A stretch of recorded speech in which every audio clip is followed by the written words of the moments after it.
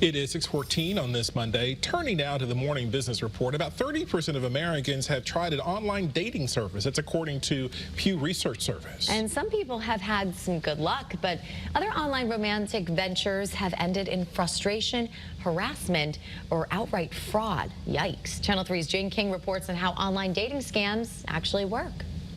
Americans reported losing nearly $1.3 billion in romance-related fraud from 2017 to 2021. That's according to the Federal Trade Commission.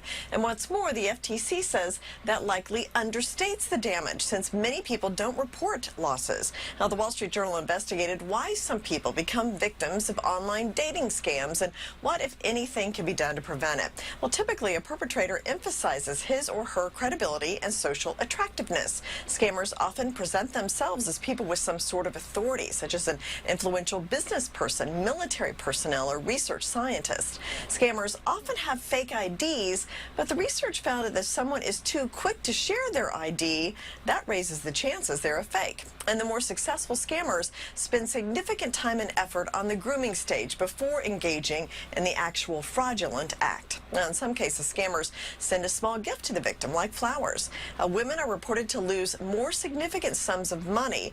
In the majority of the cases, the victims are older than 40, with 50 to 59 being the most vulnerable. Data also suggests the degree of financial loss increases with the age of the victim.